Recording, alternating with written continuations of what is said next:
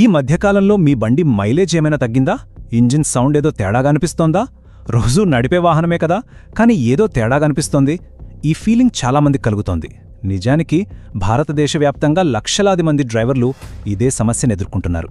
దీని వెనుక కారణం ప్రభుత్వం కొత్తగా తీసుకొచ్చిన E20 పెట్రోల్ విధానం. అసలు ఈ పాలసీ ఏంటి?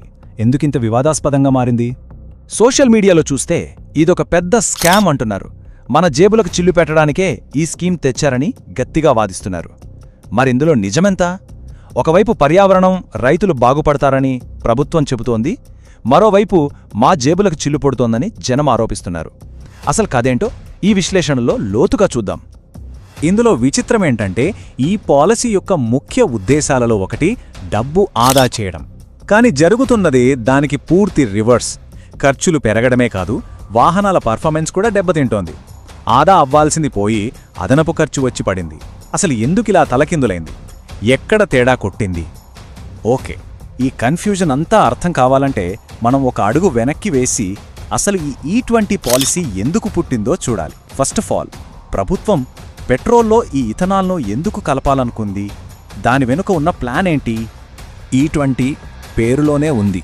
ఈ అంటే ఇథనాల్, 20 అంటే 20%. చాలా సింపుల్గా చెప్పాలంటే, మనం కొట్టించే పెట్రోల్లో 20% ఇథనాల్, 80% మామూలు పెట్రోల్ ఉంటుంది. ఈ ఎథనాల్ కూడా ఒక రకమైన ఆల్కహాల్. దీనికి మండే గుణముంటుంది. అందుకే దీన్ని పెట్రోల్లో కలపొచ్చు. థీరీ ప్రకారం ఇది బండల్లో ఎలాంటి సమస్య లేకుండా పనిచేయాలి. అయితే ఈ పాలసీ వెనుక ఉన్న ఐడియాలు మాత్రం నిజంగా చాలా గొప్పవి. ప్రభుత్వానికి 4 పెద్ద లక్ష్యాలున్నాయి. ఒకటి, ఆయిల్ దిగుమతులు తగ్గించడం. దీనివల్ల మన దేశానికి దాదాపు $28 బిలియన్ ఆదా అవుతాయి. 2, మన రైతుల ఆదాయం పెంచడం. ఎందుకంటే ఈ ఇథనాల్ చెరకు, మొక్కజొన్న లాంటి పంటల నుండి వస్తోంది. 3, పొల్యూషన్ తగ్గించడం. ఎందుకంటే ఇథనాల్ పెట్రోల్ కన్నా క్లీన్గా మండుతుంది. ఇక 4వది చాలా ముఖ్యమైనది, మన దేశంలోనే ఇంధనాన్ని తయారు చేసుకోవడం ద్వారా మన ఎనర్జీ సెక్యూరిటీని పెంచుకోవడం. వినడానికి ఈ పాయింట్స్ అన్నీ చాలా బాగున్నాయి కదా. మరి ఇంత మంచి ప్లాన్ ఉన్నప్పుడు ప్రాబ్లం ఎక్కడొచ్చింది? ఇక్కడే అసలు ట్విస్ట్. ఉద్దేశం మంచిదే అయినా అమలు సరిగ్గా లేకపోతే అంతా ఎలా తలకిందులవుతుందో చెప్పడానికి ఇదొక పర్ఫెక్ట్ ఉదాహరణ. అసలు ఈ E20 టార్గెట్ను 2030 కల్లా రీచ్ అవ్వాలని ప్లాన్ చేశారు. కానీ ప్రభుత్వం ఒక 5 ఏళ్లు ముందుగానే, అంటే 2025కే టార్గెట్ మార్చేసింది. ఫాస్ట్గా పనిచేయడం మంచిదే కదా అనిపించొచ్చు, కానీ ఈ విషయంలో ఈ తొందరపాటే కొంప ముంచింది. ఆ 5 ఏళ్ల గ్యాప్ ఎంత కీలకమో ఇప్పుడు మనకు అర్థమవుతుంది. ఈ స్పీడ్ వల్ల ఎగ్జిక్యూషన్లో 4 పెద్ద గ్యాప్స్ వచ్చాయి. అవేంటో ఒక్కొక్కటిగా చూద్దాం. ఇప్పుడు కొంచెం సైన్స్లోకి వెళ్దాం. పెట్రోల్, ఇథనాల్ 2 మండుతాయి, కానీ రెండింటి పవర్ ఒకటి కాదు. దీన్ని కెలోరిఫిక్ విలువ అంటారు. సింపుల్గా చెప్పాలంటే పెట్రోల్ ఒక హై క్యాలరీ మీల్ లాంటిది, ఇథనాల్ ఒక లో క్యాలరీ సలాడ్ లాంటిది. చూడండి, 1 లీటర్ పెట్రోల్ 32 మెగాజౌల్స్ శక్తిని ఇస్తే ఇథనాల్ ఇచ్చేది కేవలం 21.1 మాత్రమే. అంటే ఇథనాల్లో దాదాపు 34% పవర్ తక్కువ. అందుకే అదే దూరం వెళ్లాలంటే బండి ఎక్కువ ఇంధనాన్ని మండించాల్సొస్తుంది. ఈ పవర్ తక్కువ ఉండటం వల్ల మైలేజ్ దెబ్బతింటుందని ఎవరో చెప్పడం కాదు, ప్రభుత్వానికి చెందిన నీతి ఆయోగ్ రిపోర్టే చెబుతోంది. E20 ఇంధనం వాడటం వల్ల 4 వీలర్లకు 6 నుండి 7%, 2 వీలర్లకు 3 నుండి 4% మైలేజ్ తగ్గుతుందట. 6-7% ఏముందిలే అనిపించొచ్చు, కానీ లాంగ్ రన్లో చూస్తే మన జేబు మీద దీని ప్రభావం గట్టిగానే ఉంటుంది. ఓకే, దీన్ని లెక్కలోకి మారుద్దాం, అప్పుడు క్లియర్గా అర్థమవుతుంది. ఉదాహరణకు, ఒక కారు లీటర్కు 15 కిలోమీటర్లు ఇస్తుందనుకోండి. E20తో అది 14 కన్నా తక్కువకే వస్తుంది. అంటే ప్రతి 1000 కిలోమీటర్లు తిరిగేసరికి అదనంగా ఓ 4 లీటర్ పెట్రోల్ కొట్టించాలన్నమాట. అంటే మన జేబు నుండి దాదాపు $400 అదనపు భారం. ఇది ఆదా ఎక్కడయింది? ఖర్చు పెరిగింది కదా. ఇది మైలేజ్ సమస్య మాత్రమే కాదు, మరో కనిపించని సమస్య కూడా ఉంది.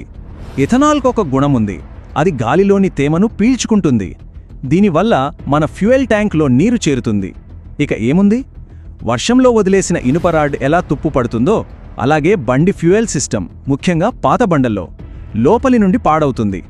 రబ్బర్ పైపులు, సీల్స్ డ్యామేజ్ అయ్యి పెద్ద రిపేర్లకు దారితీస్తుంది. ఈ విధానాన్ని ఇంత హడావిడిగా అమలు చేయడం వల్ల ఆటోమొబైల్ కంపెనీలు షాక్ అయ్యాయి. నీతి ఆయోగ్ రిపోర్ట్ ప్రకారమే E20కి తగ్గట్టు ఇంజిన్లను రీడిజైన్ చేసి టెస్ట్ చేయడానికి కంపెనీలకు కనీసం 4 ఏళ్లు కావాలి. కానీ ఆ టైం ఇవ్వకుండా పాలసీని ముందుకు తోసేశారు. ఫలితంగా కార్ల కంపెనీల నుండి మెకానిక్ల దాకా ఎవరూ ప్రిపేర్ అవ్వకుండానే ఈ మార్పును ఎదుర్కోవాల్సి వచ్చింది. ఇక మూడో లోపం. ఇది చాలా సీరియస్ ఇష్యూ. ఒక నైతిక ప్రశ్నను లేవనెత్తుతుంది. మనం తినే తిండిని బండ్లకు ఇంధనంగా వాడొచ్చా? అదేనండి ఫుడ్ వర్సెస్ ఫ్యూయల్ సమస్య. ఇథనాల్ను చెరకు, మొక్కజొన్న వంటి ఆహార పంటల నుండి తీస్తారు. ప్రస్తుతం మన దేశంలో తయారయ్యే ఇథనాల్లో 42% మొక్కజొన్న నుండే వస్తోంది. అంటే మనం తినే పంటని కార్ల కోసం వాడుతున్నాం. ఇది మన ఆహార భద్రతను ప్రమాదంలో పడేయదా? దీని ప్రభావం ఎంత తీవ్రంగా ఉందో చెప్పడానికి ఈ ఒక్క నంబర్ చాలు.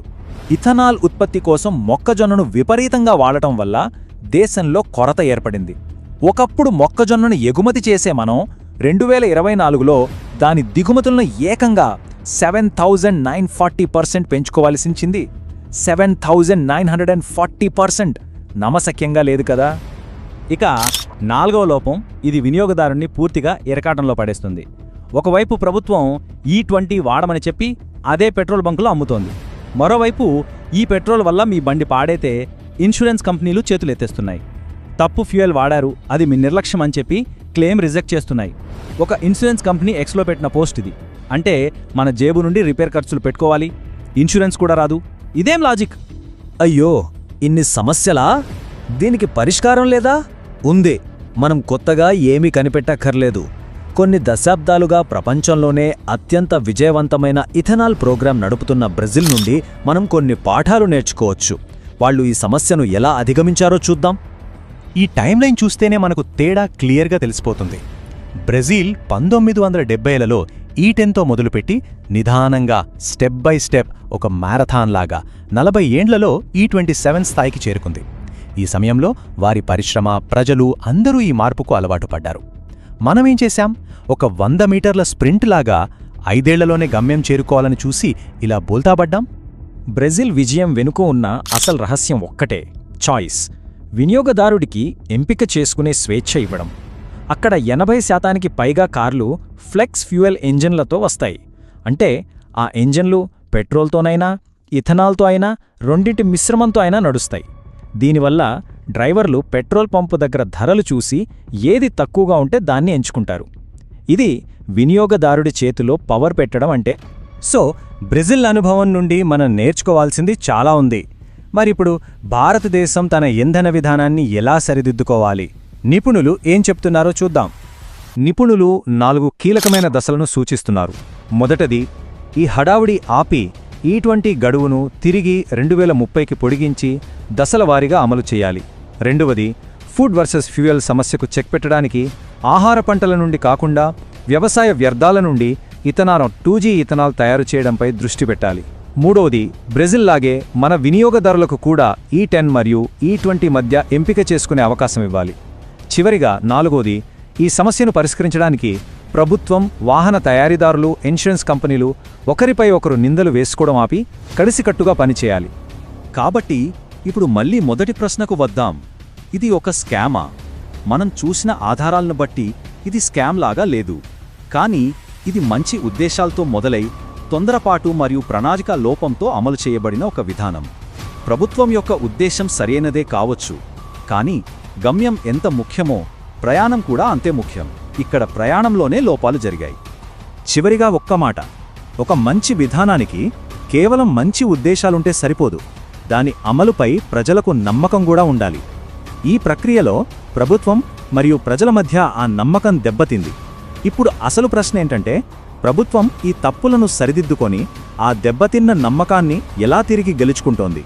ఎందుకంటే ఏ విధానం విజయవంతం కావాలన్నా ప్రభుత్వానికి ప్రజలకు మధ్య నమ్మకమనే వారిది చాలా అవసరం.